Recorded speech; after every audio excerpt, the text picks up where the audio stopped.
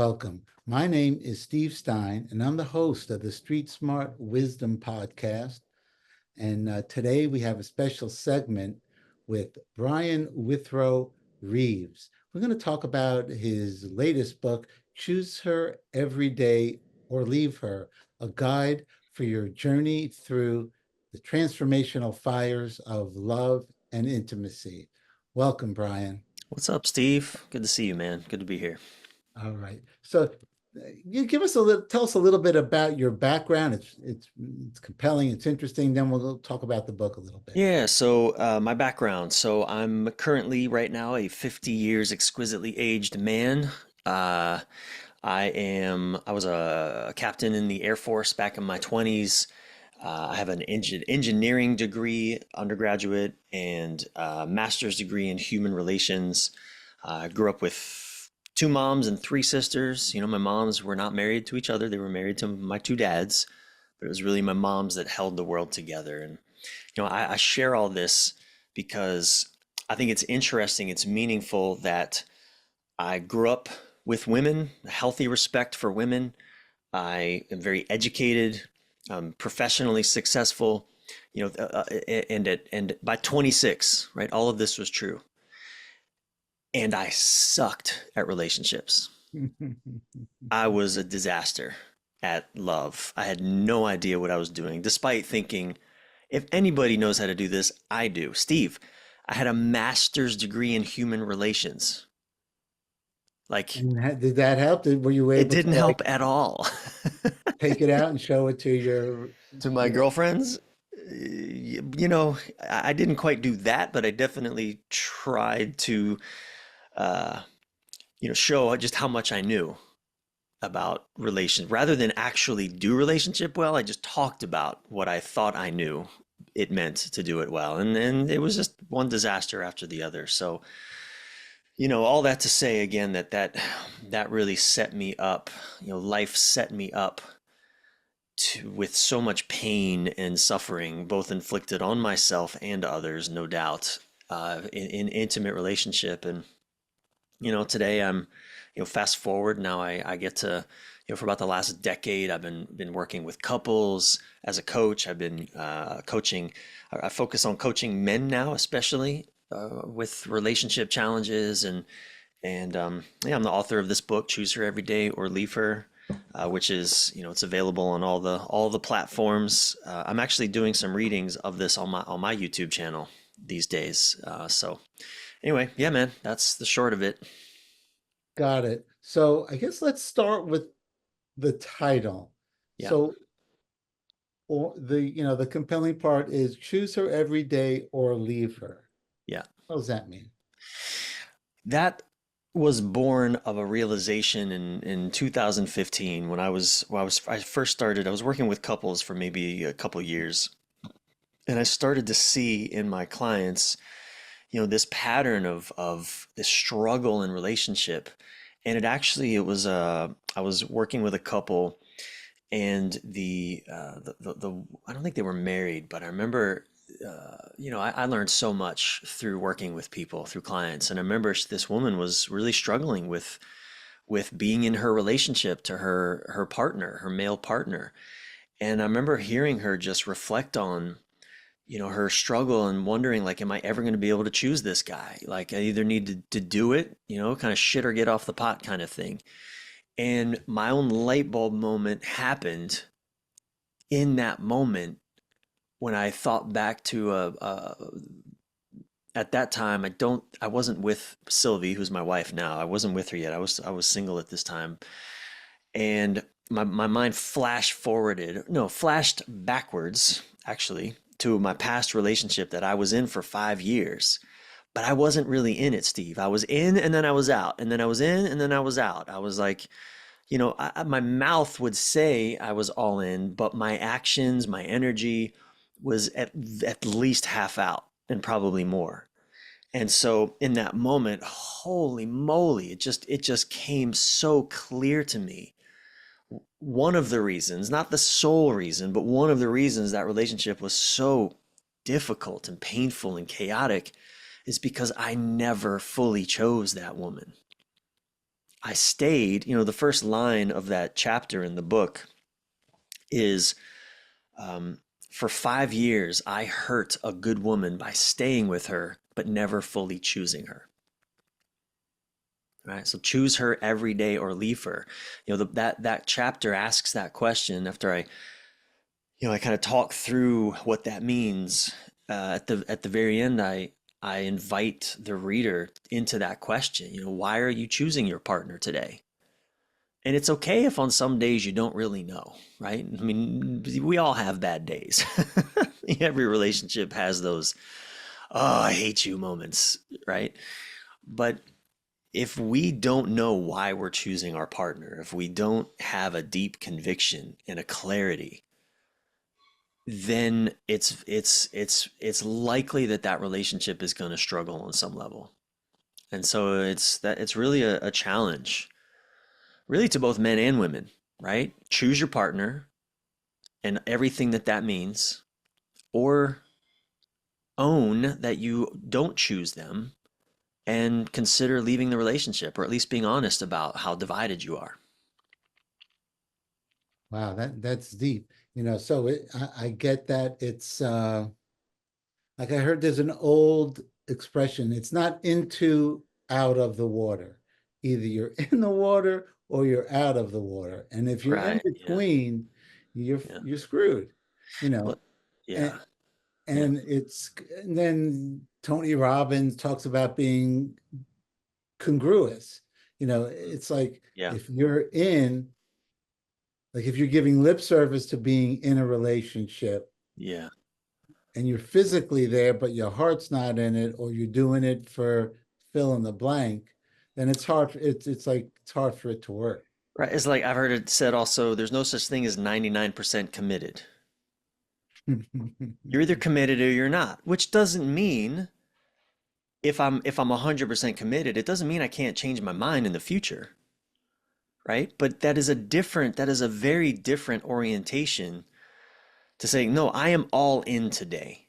And I am all in for as long as I can be all in, and everything that means, right? That's different than saying, I'm here today, but no promises.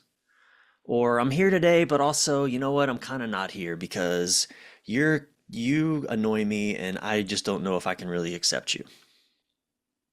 Which is often the subtext. It's not that people Say that necessarily use. again. You annoy me. You annoy me, you irritate me, you frustrate me. You're not exactly what I want, but I'll do my best to put up with you today. I'll do my best to make the best of this.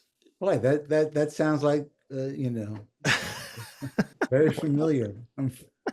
That's Again, crazy. we all have those days, man. There's no judgment.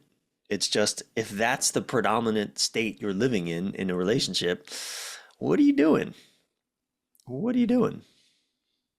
Right. And it's like, well, it's easier. I don't want to upset the apple I cart. don't want to be alone. I don't want to be alone. I don't want to start over. And Yeah, you know, another mortgage or this or that. It's totally. saving money. Yeah. So that and then it's amplified if if you have kids. And Oh, totally. Yeah. Fact. so facts, right? So, but it's like, why? Who is this? Was it Pete Rose? I think it was Pete Rose, The baseball player? the baseball player. Someone asked him a question. Uh, what percentage of the time when you swing are you expecting to get a hit? Uh-huh. And he says, 100% of the time, or else why would I go up to the plate? Right. Yeah. Right. Right. You're gonna miss 7 out of 10 times, but the why go up to the plate if you don't expect to hit it every time? Yeah, and I think that is an interesting metaphor for relationships. I think it's very appropriate too, because I'm as I really focus on working with men, a lot of men, I know women have this too, but a lot of men have a perfectionist mindset when it comes to relationships. Like, I can't make any mistakes. The relationship has to be perfect in every way. Like the woman, has to just be easy, not argumentative, not, she's got to feed my desires. I mean, we're all a little bit narcissistic, is what I'm saying. And I think that when men really learn that actually we get to make a lot of mistakes, it's okay. It's okay that we make mistakes. It's okay that we don't do everything perfect so that she's always happy. Right? A lot of men, especially, we value, we place our value on our partner's mood. If she's happy, then that must mean I'm doing good. If she's not happy, that must mean I'm doing something bad. Right? And what's coming up for you? It's a yo-yo. It's like, and you can, it's interesting because in a relationship, there's two individuals, but there's also the third entity of the Right. actual relationship. Yeah. So it's, Yeah. and the difference between 99% and 100% is 100%.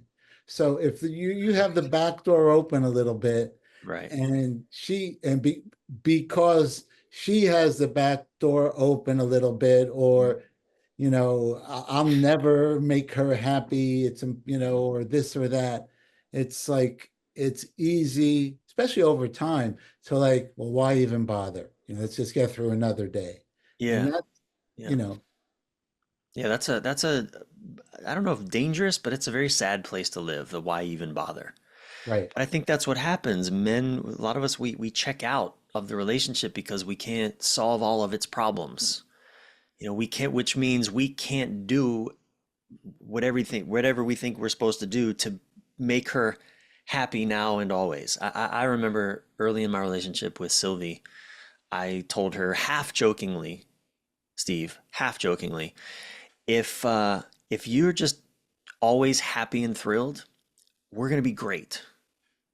Like you just stay happy and thrilled and everything will be fine. I say half jokingly, because part of me would really love that. Just be, Stepford wife kind of thing. Just be happy and thrilled. Oh, takes the burden off of me to do anything. But I know that that's both a futile pursuit. It's not no human is ever going to be happy and thrilled all the time. And by the way, as soon as I said that to her, Steve, what do you think her reaction was? Probably didn't make her happy. She was not happy and thrilled, right? Did the opposite. It made her growl and look at me a certain way that warned me off of the approach I was taking. Right. So, yeah.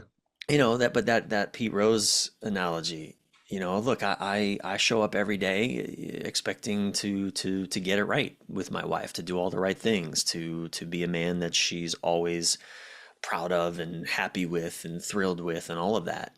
And man, I get it wrong a lot. Now, is it like dual? Does it even make a difference what she does?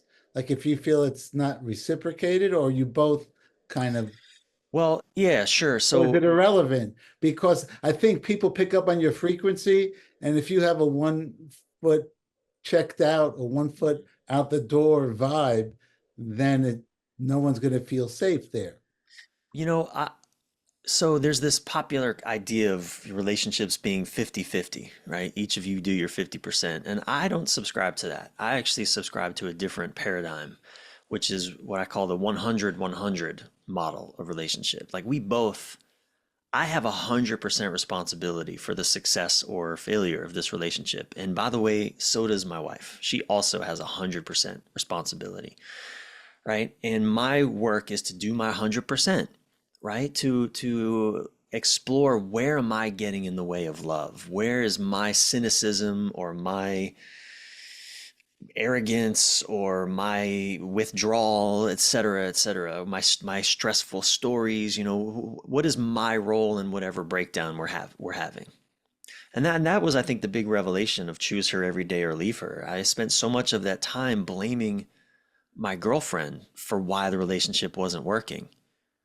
And I took no responsibility for the fact that she could feel my withdrawal. She could feel my hesitation.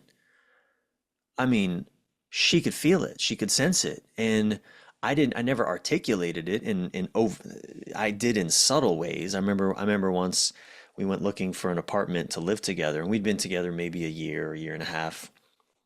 And I remember the real estate agent, was showing us around this apartment and had an event space outdoors. And she says, if you guys ever want to get married, this would be a great space to hold your wedding. And I made some comment like, I don't remember what I said, but the comment was something like, fat chance, Right, right. thinking that that was okay for some reason, thinking, not realizing that that would have any impact on her. Like, how could that not have an impact on her? I mean, I look back, I was probably 27 at the time. I look back at that foolish, foolish young man. I know now how devastating that probably was to her on some level, but neither one of us had the language to articulate it back then, right? And I wouldn't have said it. That means I'm half out. It was like, look, what I would have said is, look, we're only together for a year. I don't know if we'll get married, and I'm not ready to commit to that and blah, blah, blah. But again, in all these countless little ways, she could feel my withdrawal, and I never took ownership of that back then. Hmm. And does it even matter if it's reciprocated, the all in or the going Of course 100%? it does. Absolutely. I mean, it's, as a man, I write from the perspective of a man. I don't pretend to know what's always in the heart of a woman. I mean, I've definitely learned some things, and I've got some insight into what's going on in the heart of a woman, but I'm not a woman. But what I do know is that as a man, if my partner isn't also all in on me, that's not gonna work for me.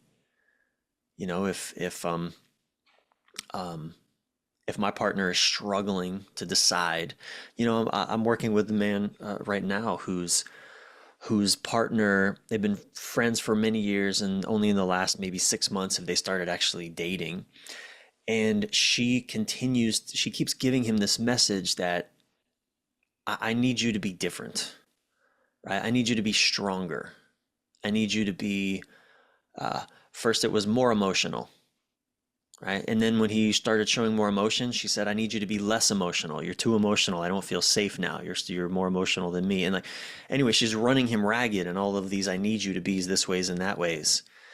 And that moving target is essentially another way of communicating, I'm actually not all in on you. It's like, I'll be all in on you if XYZ happens. That's not 100% committed. That's, at best 99% committed, and it's probably more like 49% committed. I'll love you if. I'll love you if, right? I'll accept you if, I'll embrace you if, right? And we people in the spiritual mindfulness community, we can also be really clever with our language, in other words, it can sound like like I'm owning my part, right? Uh-huh. I just don't feel safe with you. If you were stronger, then I would feel safe. It's not you. It's me. I don't feel safe, or it's just I don't feel connected.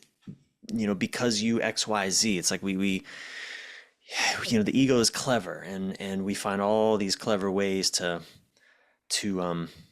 blame our It's partners. putting up a wall. It's a clever ways to like be Yeah, opaque and just stop the energy. So right. yeah, so you know, we did this course a year ago with this woman, Sally Kempton, Mm, and uh she was an iconic thinker. She a tantric yoga, but she was a writer, wrote for the New Yorker when she was young and all this. But we did this course on karma, and and I'm not sure exactly what it is, but one of the big takeaways from that course with her was that yes, there's karma, you fucked up, you've been great, you've been Mother Teresa, you've been the devil, whatever you've Mm, done in mm, your life, you have baggage, but mm, there's always the choice in this moment to change the mm. rotation of Yeah, that yeah, karma. yeah, And yeah, it's not a closed, yeah, it's not a closed prophecy. Or it's not, yeah, the answer is not written. yeah, It's a back and forth, but yeah, you got to, takes two to tango, but that kind yeah. of makes it light. But it does, I think there's an all in component of it, but there's also, especially over time, you're in a relationship, you got all this baggage, and it's just natural. Someone does something and it triggers the response that you've done. And you need to be mindful to kind of break some cycles. But I'm not sure exactly how that's relevant, but Well, what I hear in that, Steve, actually is like karma. In my book, I write about this. Like an apology is a great karma corrector or karma fixer, if you will. A great apology, repair. So many couples, to your point, over time, there's so much baggage and hurt, and it's really unrepaired hurt that's accumulated. My wife and I, we've been together 9 years now, and we've hurt each other in all kinds of ways over 9 years, but we've gotten really good at apologizing, and owning, and that's what I mean by owning our part. Being able to see our 100%, my 100%, she can see her 100%, and when we can speak to that, if we don't know how to speak to that, if we don't know how to own that and apologize and make a repair, a genuine repair, then yep, it just accumulates until over time we're either, we grow so distant from each other, or we're either filled with conflict or stagnation. And ultimately the correction that comes is either through a divorce or an affair or some collapse of that structure that gets built. That's accumulated karma that when we learn how to just make repairs in the moment, to say I'm sorry, not I'm sorry, comma, but, or not I'm sorry, with the sort of I'm sorry, but fuck you, kind of attitude to it. But no, genuinely, you know what? I see what I did there. Wow, I'm so sorry. That was not okay. I'm so sorry. Like that the karma, like you said it, like that woman, she like that shifts the karmic pattern immediately, and you get to stay clean with each other. that's so interesting. And it's like an apology, not a phoned in apology. It's Right, so easy to say I'm sorry, and you could right. say those words, but you can almost hear the but that's unspoken. Well, you're not checking off a box. If it's the box, so okay, I have to do this thing, it's a task. Say I'm sorry. Okay, fine. I'm sorry. That's not what we're talking about. No, it's the genuine reconciliation, the confronting of what was my part in this, owning it, speaking to it. I can still have compassion for why I acted that way or did the thing. I mean, I don't have to condemn myself. I mean, again, this is what I meant earlier, but we get to make mistakes. Like baseball players, like if they hit the ball, if the bat hits the ball 3 times out of 10, that's a really good batter, right? Well, I'd say the same for relationship, and the standards are probably even lower. If I hit the right chord with my wife even 2 times out of 10, I'm doing pretty good. A lot of men are never hitting that chord well. And wives in reverse, by the way. I mean, so many people don't know how to really talk to their own partners in ways that help soothe the nervous system, help them feel safe emotionally, not just physically, but also emotionally and intellectually. We don't know how to do that for each other. And that's one of the things we did this anger masterclass with our mutual friend John Lee, and he talks Yeah, about, you don't want to have a serious conversation when you're too tired, because when right. Yeah, there are certain yeah, things that are just a recipe for not having a right. successful communication. Also, driving. Don't do it while you're driving because you aren't facing each other. You're shoulder to shoulder looking out. One of you is, probably both of you really, is vigilant. Half your brain is going to making sure you don't die in that moment. Not a good time to have a difficult conversation. Yeah. So interesting. So I've read, we'll just stay with this topic for the next few minutes, but Okay. uh, I read in one of your blog posts, maybe it's an excerpt from the book, Mm. about you talk about the importance of leaving not a love note, but like a nice little post-it note, unexpected, that is like a connection Mm. kind of thing. And is that a thing, or is that just one? Well, what I'm pointing at there, and I'm not sure where I may have just given that as an example of something that I call connection rituals. Connection rituals. Connection rituals are really daily practices that are intended to create connection with my partner.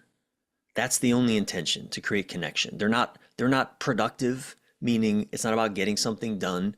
Me and my partner sitting on the couch talking about our finances, it's not a connection ritual. Or talking about what problem we need to solve that It's, involves the children. honey, the gas bill is $42.50, not foreplay. Not at maybe for some men that might be, if that's a low bill, that could turn on. Low My bill, dad, you actually, yeah, yeah, let's go. yeah, my dad's a little rain man when it comes to that stuff. Every time I drive with my dad, he's always speaking the gas prices as we pass a gas station. Oh, unleaded is $4.32. Interesting. Just the gas station just a mile ago, it was $4.31. Like he's like Rain Man, just under his breath muttering the gas Right, prices. So that right. might turn him on, but for the most part, not foreplay. Not Um, connection ritual. so connection rituals are they're when done well, they are daily practices. My wife and I, for example, our connection ritual that we do every day is in the morning, first thing when we're both awake, we hug. Intentionally hug. If I'm at my desk and she is, she comes to my door, if I'm not in a meeting, I will stop what I'm doing, get up and go and hug her, like our bodies face to face for a good 4 or 5 seconds. That's it. That's a connection ritual. It's not a pat on the back hug or a side hug, bro hug. It's a facing forward, Not a fist bump. not a fist bump. That's not a connection ritual, not for us. For some couples that might be, but that's really most of us are doing connection rituals at the beginning of relationships. You're calling, you're talking every day, you're checking in with each other, you're making love consistently, at least weekly. You're going out on dates.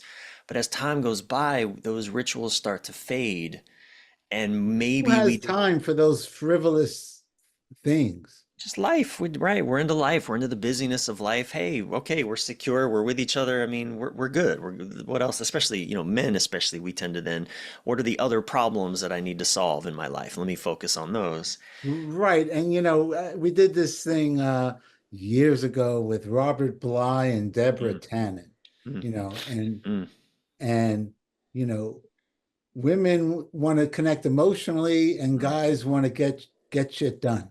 Yeah, we want to do. I want to do stuff, not Yeah, want to feel. So yeah. it's like, so that's some way to kind of a connection ritual where you actually connect. Well, it's like a lot of men, we connect shoulder to shoulder, meaning we're shoulder to shoulder looking out at some task, out at the world, right? Shoulder to shoulder. And that's enlivening for us. We're hunting something external together. Whereas whereas women, and again, nothing is this black and white, but many women, or a more feminine form of connection is face to face, not shoulder to shoulder, but facing each other, right? That's when we're doing intimacy, we're connecting, there's love. What the focus is on the flow of love and energy between us in the feminine form of connection, whereas in the more masculine form of connection, which men tend to prefer, we're not focused on the flow of love between us. We're focused on the task that we're both engaged in trying to figure out, to accomplish, right? And that's enlivening. And what a lot of men do, I remember I went for a couple of years back. Sylvia and I were going for a walk in our neighborhood, And I was feeling just a little bored with life, and we're going on this walk on this path, and I was like, all right, you see that tree down there? I'll race you, right? We're gonna do something. We're gonna challenge, like a challenge, a little Right. competition, a Okay. little shoulder to shoulder. Who gets to that tree the fastest? She looked at me like I had three heads. Like, why would I do that? I don't want to race you. I just want to hold your hand and walk with you. It's like, again, that part of me that comes alive in that shoulder to shoulder. So many of us men, we do that. We try to pull our partners into a doing, and our capacity to just sit and be face to face is often it's limited for a lot of men, especially. Not always, and sometimes it's the opposite. Sometimes it's more limited for women. They struggle more with that intimate face to face and would rather be more in the doing. So I don't mean to gender it. It's definitely something that can, anyone might resonate with one side or the other. Got it. Got it. So back to the title of the book, I would say, so choose her every day or leave her, a guide for your journey through the transformational fires of love and intimacy. Yeah. I think we've covered some of those, and I would say, or leave her is a commitment part of it.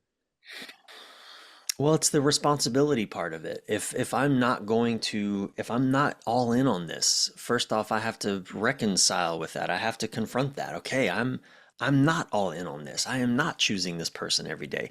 When I first wrote this, so this book was born of an article I wrote in 2015 by that title, Choose Her Every Day or Leave Her. And that article alone was read by 30 million plus people. I mean, it was like I felt like I owned Facebook for a day. When that came out, I mean, 1 million people a day were visiting my website, Steve. Amazing. That's Reading. incredible. I mean, I was getting people from like I hadn't talked to in years were messaging me saying, "Yo, a friend of mine in New York came up to me today and showed me this article." And I was like, "Oh my God, that's my friend Bryan." Now, did people actually end relationships, or was it also, Absolutely. or was So it a many. wake-up call to go all in, or both? Both. You ever heard of the Miracle Morning, Hal Elrod? Uh-huh. Well, he credits that article with saving his marriage, right? Wow. Publicly credits that article. It's even in his latest Miracle Morning book, recommends this book, Choose Her Every Day or Leave Her, because it saved his marriage, that article. I had other people who actually realized it was time to end their relationship because they weren't choosing their partner and they weren't going to, right? And having that clarity, and look, it's okay to be in a relationship and not be sure if I want to stay or go. That's okay. What I'm simply advocating for is the honesty, is the transparency of where we're at, because it was torture for me and my girlfriend at the time because I wasn't clear about it. I was saying, I was trying to choose her, but I wasn't. And that was so painful for both of us, really, in the end. And I didn't have the words for it at the time. And I think that's the gift of that message, is it's like it just gives language to something. I think the reason that article alone was so popular, it like touched a nerve worldwide. It touched a nerve, that language, because I think so many women especially felt unchosen by their husbands and boyfriends. But I also know, even in like I worked with a woman who she was, a same-sex relationship. She realized she wasn't choosing her female partner and ended the relationship. I mean, she became a client of mine for a while after that blog. So, I think it just articulated something that so many people were intimately and painfully familiar with already. Wow, this has been fascinating. How can people find out more about you and your work? Yeah, thank you, Steve. My website, it's Bryan with a Y, Bryan, Reeves, Reeves.com. I mean, that's really where all of my blogs, my books. I have another book as well, but also on Amazon. That book, Choose Her Every Day or Leave Her. It's on Amazon, Audible, even on Spotify. If you're a Spotify listener, I think they give you 15 hours of audiobook listening a month, so it's there as well. And yeah, I'm on all the socials, all the places, all the internets. Excellent. Any final thoughts on the subject? I think it's just really important that we give ourselves grace when it comes to relationships. Nothing prepares us to do intimate relationships well. Most of us are actually prepared to do them poorly by our upbringing, by society. So, I like to make a lot of room for the mess of intimacy and relationship. And I think, this book, Choose Her Every Day or Leave Her, I think it's my hope that for both men and women, the feedback I get from women is that it's incredibly validating, that book, and from men it's challenging, but in the ways that men really really want to be challenged, right? To either show up for a relationship or don't. But if you aren't, then leave, and that's okay. Wow, that's clear. I love clear thinking and useful and relevant. So, Thanks, uh, Steve.